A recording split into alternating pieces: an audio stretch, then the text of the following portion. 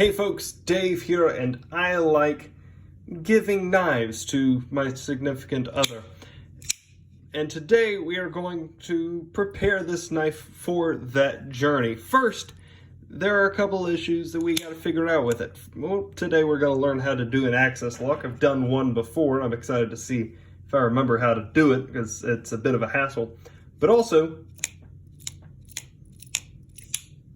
I wonder if I can fix that detent. I also need to clean it. So, it's a decent knife, but there are some issues that we got to address. So, let's get on that. Let's get on that. But first I gotta find the right screwdriver. Man, I love capture pivots. They're the best thing. They are the absolute best thing. Name a good thing. You're wrong. Capture pivots are better. Why can't I push it out the other side? That normally works. Oh.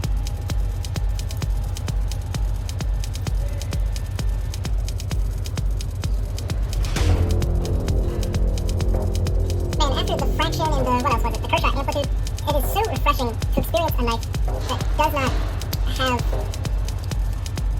paralyzing amounts of Loctite involved. I mean, it's not a little, but it's just enough to keep it from falling apart and stuff. It's not enough to keep me from getting inside. Thank you, Benchmade. I'm not thanking you for what's about to happen, because after I clean this, putting it back together is going to be a hassle, but for getting it apart. Thank you for that. So this is what an access lock looks like on the inside. When you hear the term Omega spring, that's that thingy right there. When we, right now, the knife cannot close because that bar is, need to point it to you, that bar is over the tang of the blade. When we pull it back, then we can close the knife. And when the tang is out of the way again, the lock pops into place. Beautiful, beautiful design. There are a couple issues with it. Why is this not letting me go? Because that's still in there. Why is the backside of the pivot holding strong?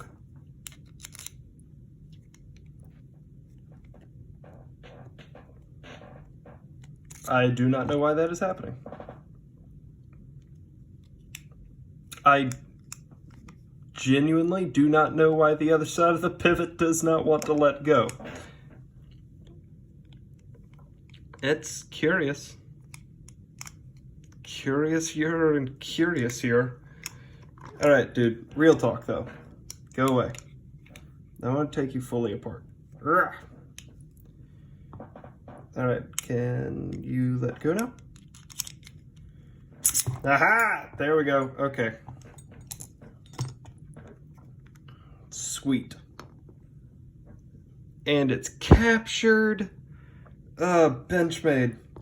It's been so long since I've taken apart a good knife. Like an unquestionably good knife. This is a Griptilian. I don't know if I said that up top. I've absolutely got my issues with it. As many as the day are long. But it's a good knife. So this is, actually, let's be an idiot and take this all the way apart. Don't ever do this, because it's a hassle to get back together. And when people complain about their Omega springs breaking on them, that's never happened to me. I'm not denying the existence of that reality. I am suggesting that it's possible that that most often happens when people disassemble their Benchmades unnecessarily.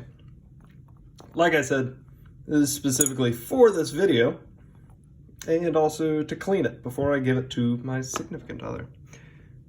So this is what a Griptilian looks like disassembled. And this is what it looks like in a thumbnail. It's a good thumbnail. I like that thumbnail. Anyway, that is very simply Benchmade Griptilian. So let's give the whole thing a bit of a rub down. It's not terribly dirty on the inside.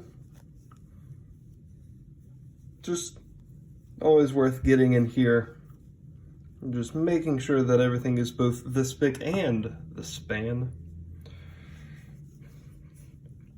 I'll just give everything a good wipe down. With an access lock, it's not, oh gosh, I forgot about that. There's the other washer. We're gonna get back to you, boys. An axis lock has always seemed to me to be one of the, other than, of course, for Omega Spring, possible issues, I don't know, but has always seemed to me to be one of the more robust locks, in that with, for instance, a back lock. And I know this is a triad lock, but shut up, they're the same thing. They're not, but shut up. With a triad lock, if like gunk gets down in there in the tang of the blade, it will actually keep that lock from connecting, thus like not giving you 100% lockup. Whereas, put that back in the right slot. Whereas with the access lock, because there isn't a backside to the tang for gunk to get trapped on, that's not quite as big a concern. It can obviously fail, but in other ways. This is the older style, the 154 CM blade, and there is a little bit of rusting. This is, I think this is the first, no, this is the second Benchmade I ever owned. The first one I gave as a wedding present to my brother-in-law. But this is the second one, so this is the first one that I actually kept.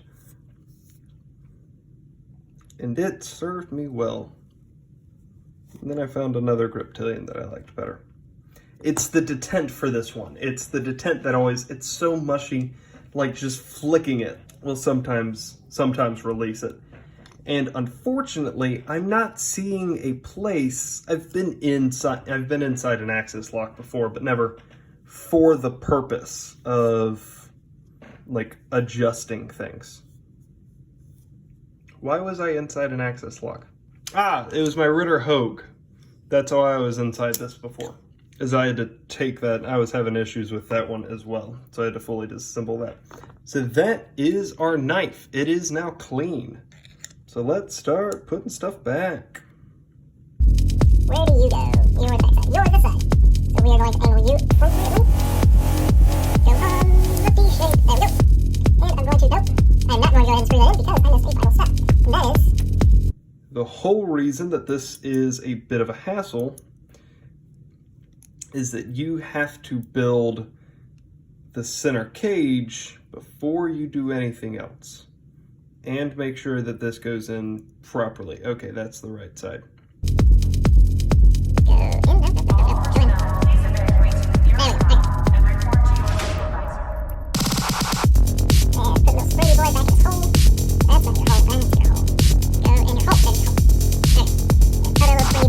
It's really funny how many different versions of the axis lock there exist.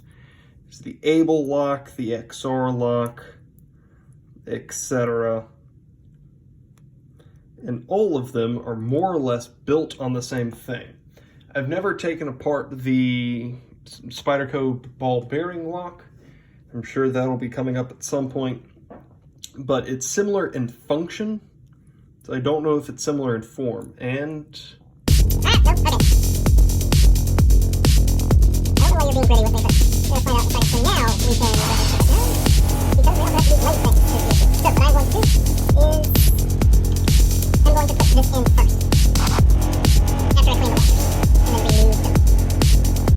On most knives, you can build it like a hamburger.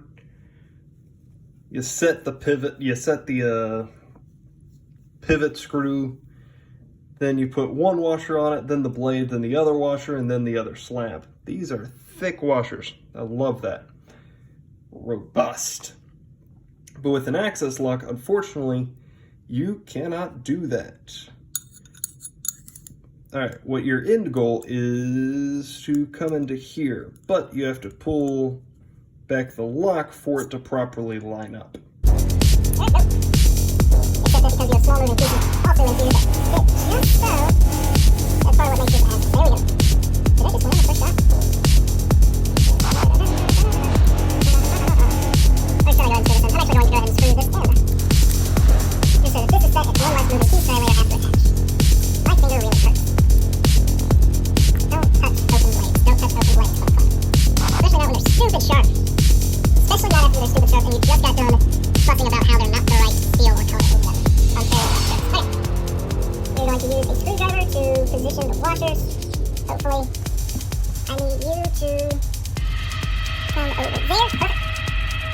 both washers are in place, I think. Okay, not giving me a whole lot of assistance, so what I'm going to do is try to guide it in. Alright, we guided. Okay, so I think we're in the first side of the liner. Probably hassling with a washer right now. Yep, I'm inside the blade. Just gotta finish coming through. What is still holding me back?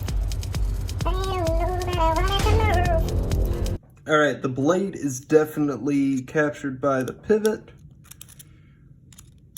The washer, I believe, is out of the way. Shouldn't use a screwdriver for that because I don't want to damage the head. I paid good money for them. And pull back on the... There we go. A lot of reassembling an access lock is all about pulling pressure off of the blade. So if you ever have a little bit of a hassle, pull pressure off that blade, yo. Let's screw you in. And that is a functioning access lock. And now we're going to screw things in on the backside. And I really like that small details were paid. I've got a ton of issues with this knife that I will go into deeper detail in its own standalone episode. But as far as these screws go, I spend a lot of time fussing about cheaper knives. I think the CRKT Squid does this.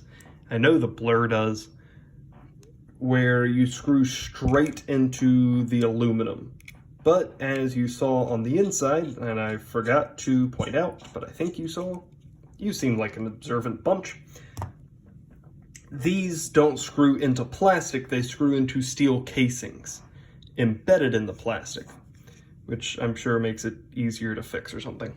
All right, now I don't want this moving at all, so I am going to put just a little bit of the blue stuff on my pivot screw. And now we're going to screw it back in and achieve the proper tension. That is too much.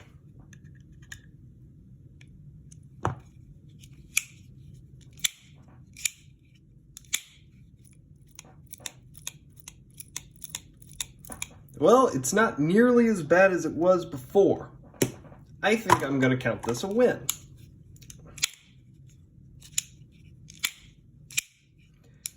Detent still is not, there really isn't a detent. It's still very mushy. But it's held in there a little bit stronger than it was before. This is, even on this other Griptilian, you can feel the detent right there. Because it sucks it, well, I don't know. Anyway, this is now done. It's a little bit cleaner, it's a lot cleaner on the inside, and I can confirm that everything is where it's supposed to be. And now we all know how to disassemble and reassemble an access bladed knife. I hope this has been helpful to you, and if you've got any questions, comments, or suggestions, let me know down below. And other than that, y'all have a great day.